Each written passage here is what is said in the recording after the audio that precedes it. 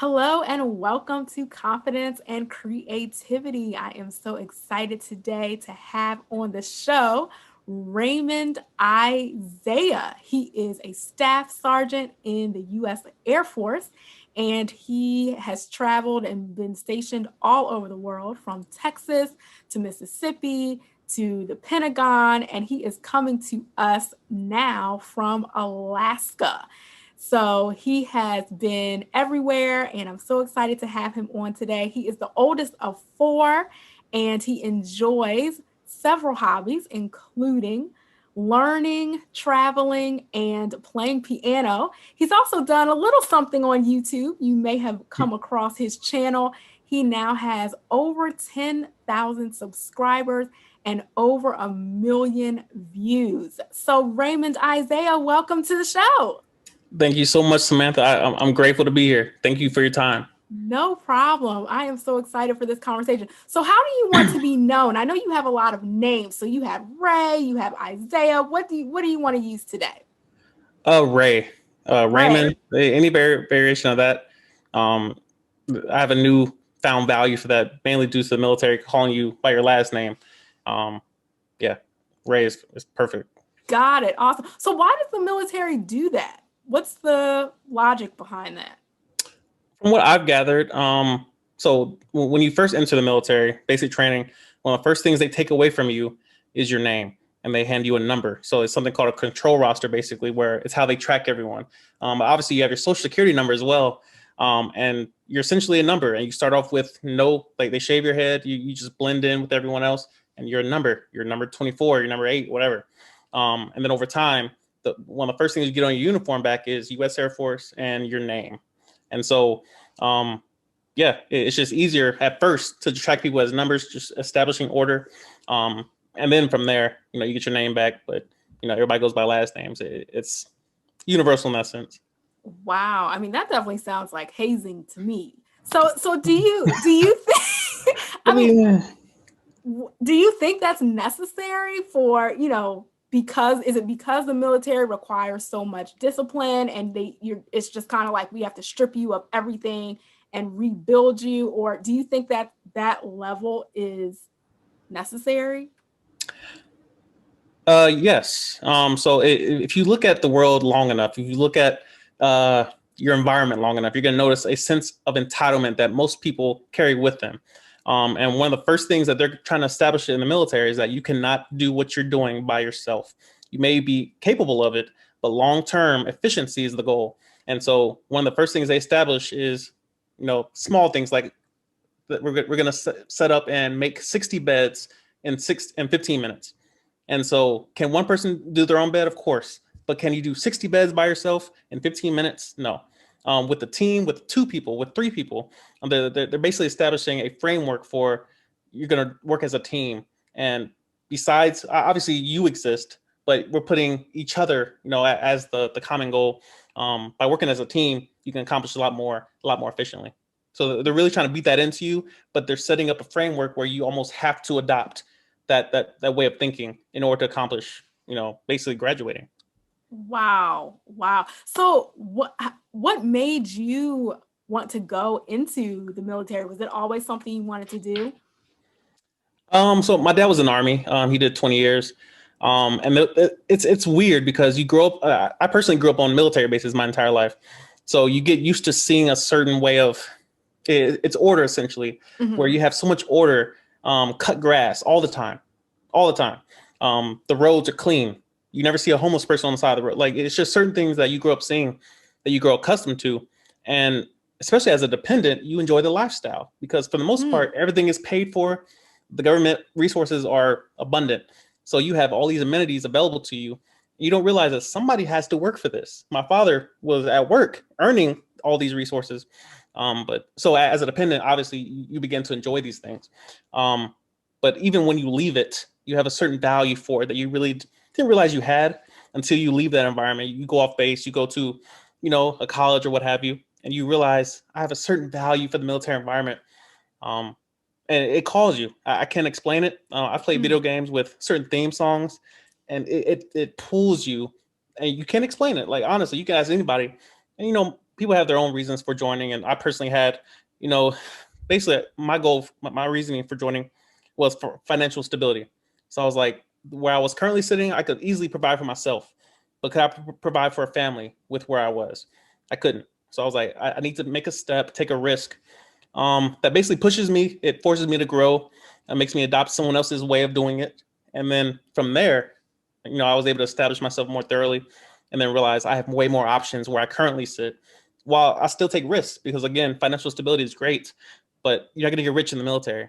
And by no means do I, the hierarchy, my personal hierarchy is not, it's not to be rich at the end. It's to have options, resources, and my time. And so with that, with the financial stability I get from the military, I take risks with it. Hence the YouTube, the podcasting, what have you. Wow, that's interesting. So do you know any other YouTubers who are in the Air Force, like people that you personally know, or like did you just decide to kind of go this creative route yourself? Like what inspired you to do that? So this hat actually I'm wearing is a YouTuber's hat. I recently got this hat when I recently went to Houston. Christian Guzman, fitness YouTuber. I've been watching him since probably 2011, around that time frame when I graduated high school. He was the first YouTuber I ever went to go visit. I drove 13 hours to go visit his gym. Oh, wow. And no, I was so intrigued by the fact that people were watching YouTubers eat food, full day eating, right. full day working out. Right. Watch me go do this. Watch me go to the park, whatever. And I was like, that's amazing how people get paid to just live. Meanwhile, I have to go to McDonald's or Walmart or Papa John's to go solve a problem. And it makes sense that we're all solving problems. Hence, we get financial reimbursement. But he gets paid to eat at Chipotle. That's wild. So, of course, I was intrigued by the whole dynamic and exchange of value. So by going to visit him, and I was just inspired to, I pull up on their gym, parking lot full of, Mercedes and Lambos and BMWs. And I was like, these people are living like this. A bunch of YouTubers, wow, all my same age. And from there, I was hooked. That one visit to Houston, it changed my way of seeing everything, where I was like, this is amazing how obviously Google, being the foundation, whatever, but still providing value via, the digital world. Yeah. And doing something as simple as being disciplined to work out. You inspire someone else, therefore you get paid, via the infrastructure set up. But I was like, if they can do it, there's no way I can't do this. And I have pictures on my Instagram. I have pictures of just watching them work out, watching them record. And I was like, all you need is a camera. You just be consistent. And you start picking up the principles of how YouTube works, the algorithms and, clickbait systems and what have you. But once I realized that anyone can do this, it's free. Anyone can do this. I was like, at the bare minimum, try. Bare minimum, I tried. First video I ever put out was a vlog. It was in around maybe a month or two before I graduated tech school. That was in Mississippi. And I was like, you know what? Try it.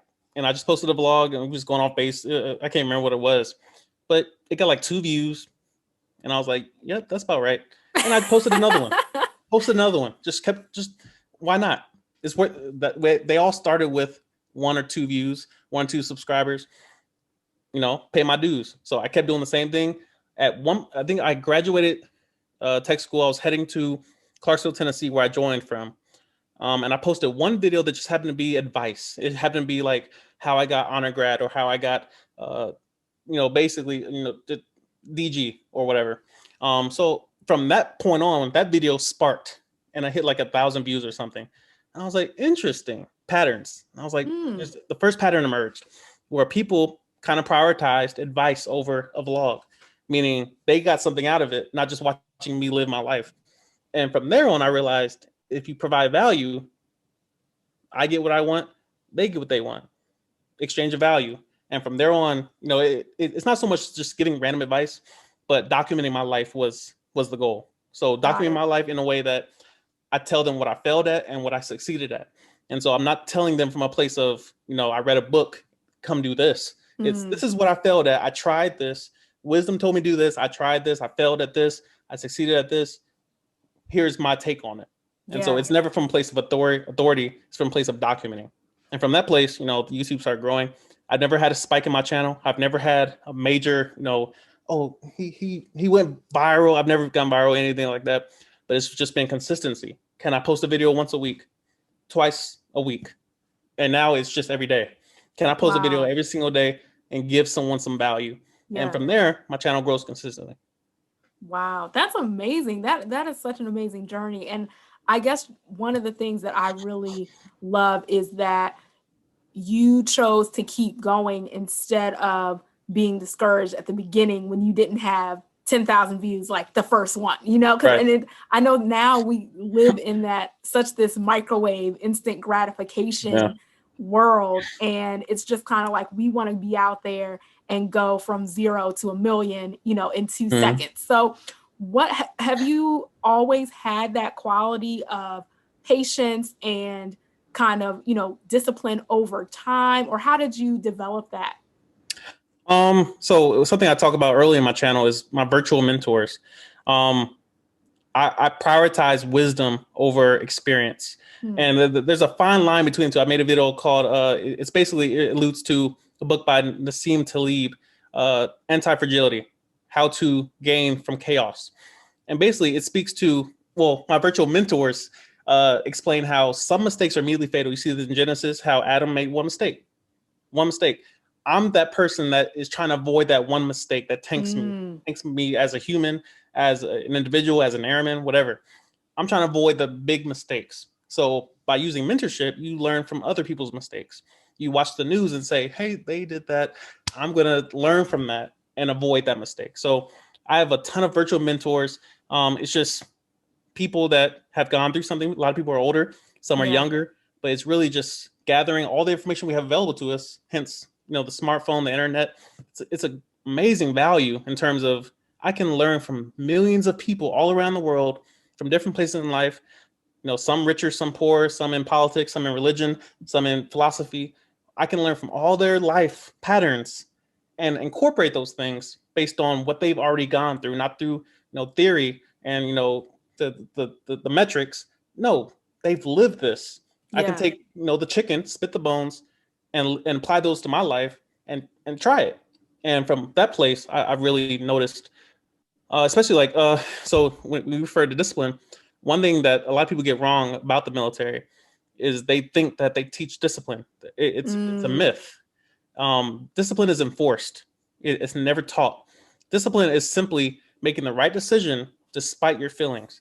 So when I Wow. get up at 2:30, obviously I feel tired, I feel cold, the bed's warm, but my goals tell me what time to wake up. Has Okay, nothing to do wait. with my We feelings. we gotta we gotta pause for a second because I was gonna go there next. So Hmm. when he's saying 2:30, everybody, he means 2:30 a.m., right? Okay, Right, right. just wanna Yeah, clarify that. So how yeah. long have you been doing that? I can almost recall the date specifically, October 17th, 2017.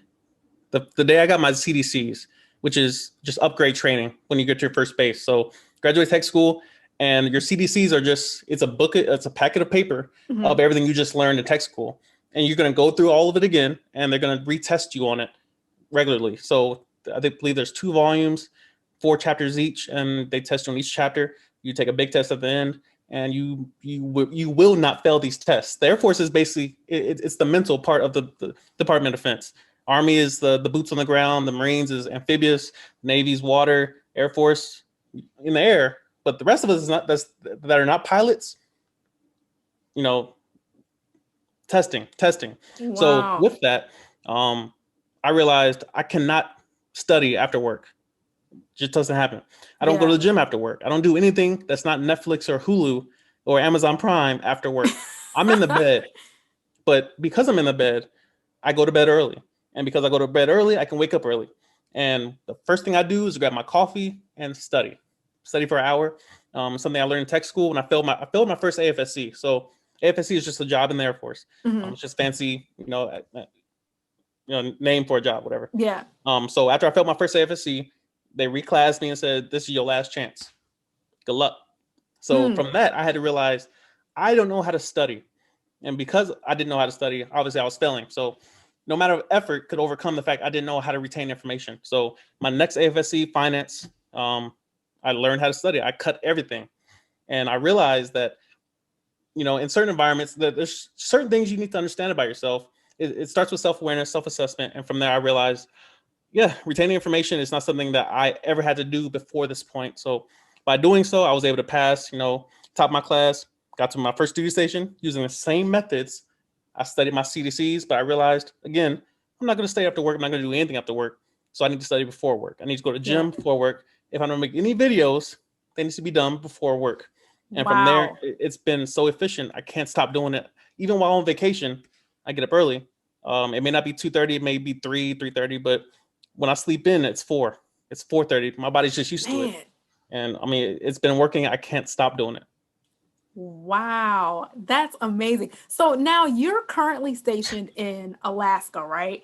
Right. And it's wintertime right now, and they're on this what 24-hour dark situation, right? Right. Yeah. So how did that impact your patterns at all? Like how did you maintain that routine switching to being in Alaska?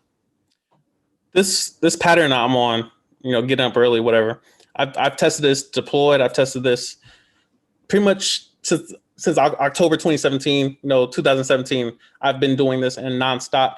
The day I landed in the Middle East, I landed at 12 midnight. I was up at 2:30, and I restarted that method. I had to just go into it, jet lag and all.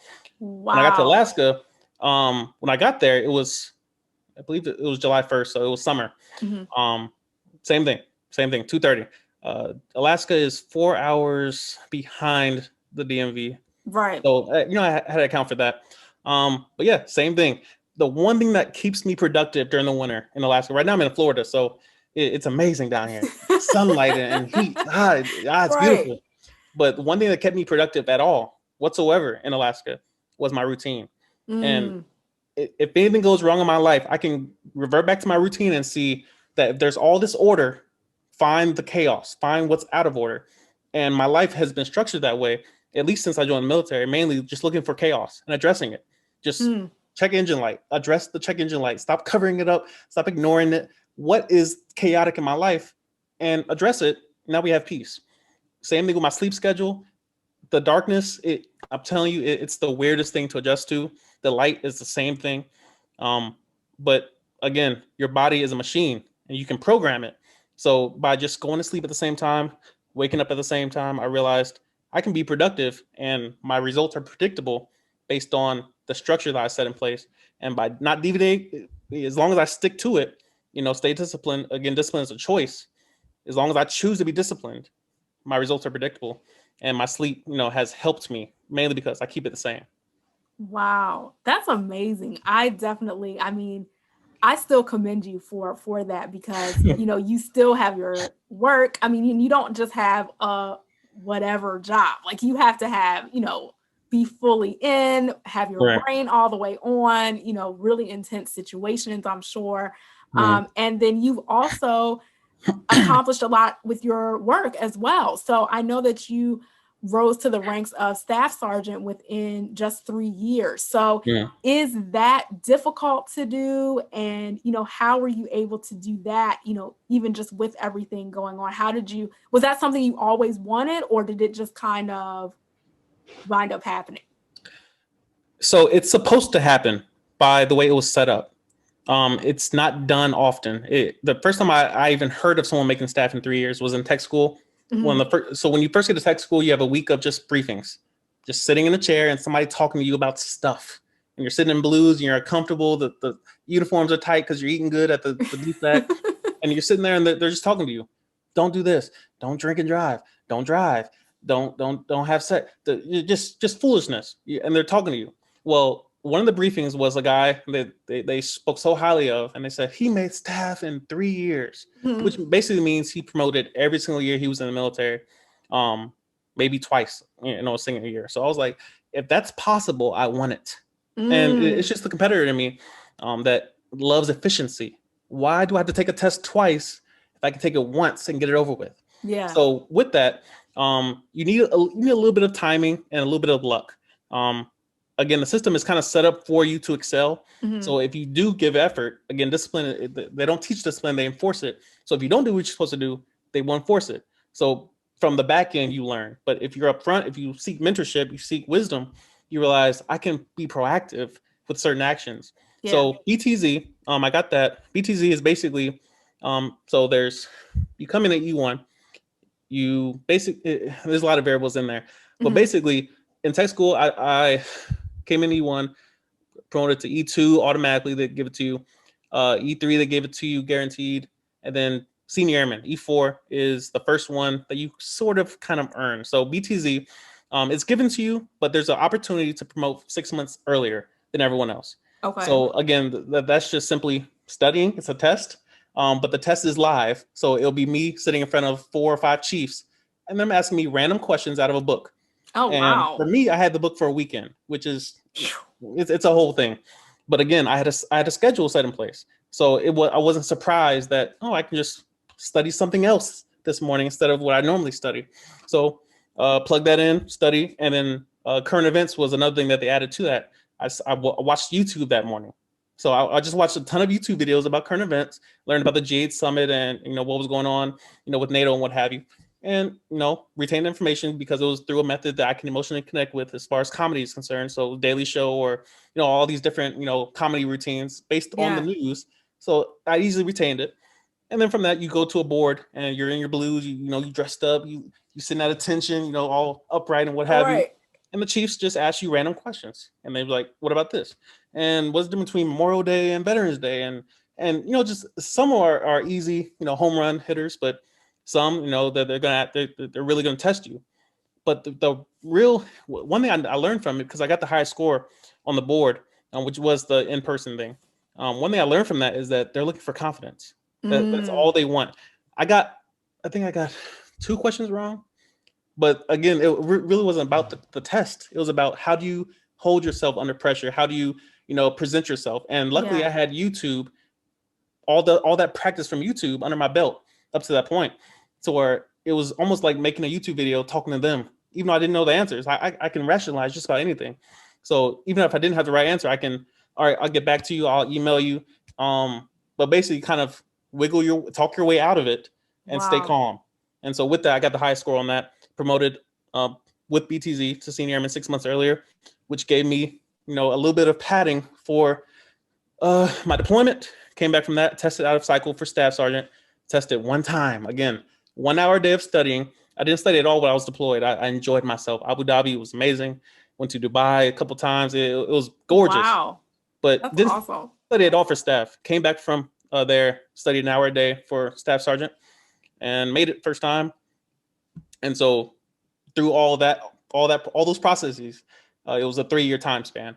So it was basically just promoting every single year. Is if there's an obstacle, make sure you just pass it, and you Yeah. should promote every single year for the most part.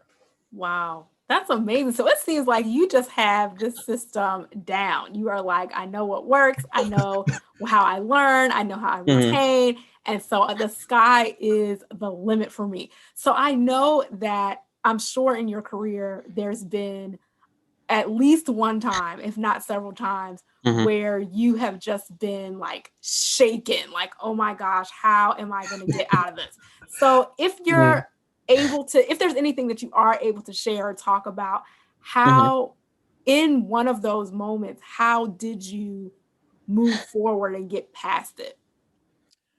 So again, virtual mentors. There's one thing one of my seniors said to me. I believe it was, I can't remember the time frame, but it stuck with me, and I forever remember it.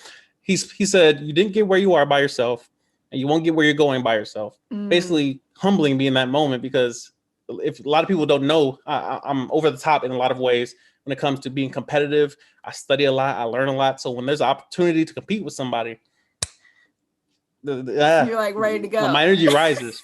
So with that, he was really humbling me and realizing, no, a lot of people helped you get where you are. Mm, Um, and so by no means do I want to communicate, oh, Isiah is this, and he's just a perfect thinker. And no, and so one thing I always tell, it's humbling to tell the story. But I have to, it's on my channel. I don't have a thumbnail. It's not a fancy thumbnail because I'm not proud of that video. I'm not proud of what I'm talking about. But mhm. it's basically when I cried in basic training. Second week, sitting in my chair next to my locker, boo-hooing big crocodile tears, crying like a baby. And again, not proud of it to this day. As men, we don't cry. Our tear ducts do not work. But I cried like a baby in front of 50 men, in front of my empty eyes. It broke me. One thing a lot of people don't tell you about basic training is that it's going to address all your vices in a single moment, because you lose all of them. You lose your naps, you lose your sugar, you lose cigarettes, you lose tobacco, you lose alcohol, you lose the gym, you lose anything that you turn to for comfort, any music, anything you turn to for comfort is taken away from you. And they hand you a book and they say, do what I tell you to do. They hand you a gun and say, do what I tell you to do. They hand you a book bag, they hand you a uniform, they say, do what I tell you to do. It's pure obedience, but you don't have any vices. So with that, that was the first obstacle I had overcome, because I was ready to quit. I was ready to go home. I was like, there's a better chance of me going to the NBA than dealing with just the foolishness of these people yelling at me. And again, it wasn't hard. There was nothing difficult, because it's pure obedience. They tell you what to do and you just do it. But the environment is different. Yeah, I cannot imagine. So what kept you going? So it's something called a BMTSG, Basic Military Training Guide, or Basic Military Training Study Guide. And it's just another book you got to study and read, and you get a test on it. So the whole entire, right, especially after that event, I spent most of my free time writing Eric Thomas quotes. Anything I can think of his voice, of just, we've been through slavery. You can't get through this. You owe yourself a better explanation than quitting. Like and I would just write out every quote I can think of, and just fill in the pages. And then I also, at the same time, just wrote a diary of just my thoughts. And again, there wasn't a solution, but it just worked to give me something to do to outlast the pain, which is another Eric Thomas quote. It's just outlast it. You don't gotta be the best. Just outlast this foolishness. I lean heavily on the wisdom of others, people that have gone before me, people that are way ahead of me, people are in places that I want to be in. It's nothing of myself. Obviously, God is the source. He's the resource. He's the foundation. Yeah. But again, we were set on this earth with people. And I'm like, it is foolish of me to think that I can climb the mountain by myself and never question why there are bones next to me. Somebody tried this before me. So who am I to try to just go ahead and I'm going to run this race and I'm going to do my own YouTube thing. Meanwhile, all these videos are telling you, hey, watch out for this. Don't say this. Be careful with that. You should watch out for that. All this wisdom is laying in the streets, and I'm here trying to learn via pain. I'm just on my head. I'll figure it out. I'm going to do it my way. I lean heavily. When I tell you heavily, I study, I read hours and hours and hours of YouTube videos and podcasts of just me going in search of wisdom. And it's everywhere. It's nothing of my own doing. A lot of these theories I have, these philosophies, these structures that I have in my life are somebody else's. Eric Thomas gets up at 3 a.m. He was the first person I ever heard. I'm like, why are you getting up at 3? And he says, because I can beat people that are more talented than me to the spot. It's just, before you get up to be talented, I'm done. Wow. I beat you when you got up at 9. I got up at 3. I have 6 hours ahead of. I beat you. And from that, I just realized, well, okay, that has other benefits besides just beating someone. You give yourself structure. You give your sleep patterns. You give your body, some discipline to follow. Yeah. And with that, everything else just kind of builds on top of it, where you just get more wisdom. You learn, discipline. I learned that from a Navy SEAL commander. Like, discipline equals freedom. If I'm disciplined first, I get comfort on the other end, not the other way around. So good. Again, none of this stuff is my own doing. I adopt a lot of it and I preach it in my own way, in the form of documentation, but it's not me. It's definitely God giving to others. And then I glean from, the masses. Yeah. Wow. That is amazing, amazing advice. So, well, I'm not at 2:30 a.m. yet, but I have started getting a little earlier. So. Oh yeah. So I do see that definitely the benefits about that. So one thing that you said on your channel that I thought was really profound is you said that our goals can give us burnout. So what do you mean by that, and how can you avoid that? I can't remember who said the quote. I think might have been Eric Thomas, but basically it was a quote saying that if you want to distract someone from a goal, give them another one. Just give them an extra goal. Focus is the main part of structuring your time. is that if I have too many things I'm trying to accomplish at once, I will do nothing. I will accomplish Yeah. nothing. To do one thing at a time is one of the most rarest opportunities in the world.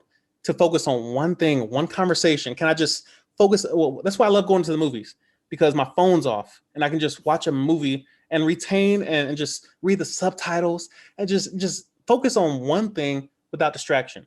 It's why I study with my phone off. I study with the TV off. I study with coffee and lights on. That's it. Yeah. Just focus. Uh, Burnout, for me at least, happens when I'm not structured. So again, the Yeah. 2:30 does not change, but the time I get out of bed often does change. I don't want at all to come off as if I'm just this robot that hops out of bed at 2:30. No, it's a struggle every morning. Yeah. Unless I'm on vacation like now, where I'm up at 3 and I'm just ready to go attack the town and just run to the beach. Yeah, But I in was gonna Alaska, ask you. I'm like, what do you do? What do you do when you're on vacation and you're up that early? read, Hmm. read, and YouTube videos, and it's just the reason I put learning in the hobby category. I was Mm-hmm. going to put reading, and I was going to put like podcast. And I was like, no, I just love learning, and I hate school. I hate it, because for me, there's a big difference between indoctrination and learning, and like the two don't go together. Like, it's one thing for someone to tell me the truth and a historical reference or what have you, and then Right. I got to write an essay after that. I'm like, no, I learned it. I'm done. Leave me alone. So yeah, burnout for me comes when I don't have priorities, when my time is not planned, when I deviate from my goals. My goals tell me what to do daily. My goals Mm-hmm. tell me what to do in a given moment. My goals tell me how to prioritize. Yeah. Three things I keep in order: what matters now, what matters most, and what matters more. And Hmm. it's a question you ask in most cases in a given moment, where you just, what matters more than what I'm doing right now? What matters most right now? And what matters right now? Just constantly asking myself questions as far as prioritizing and just planning my day. Yeah. There's 24 hours, so there's plenty of time for sleep. Sleep obviously matters most because it authorizes everything else. What matters now, whatever I'm doing right now, doesn't really matter.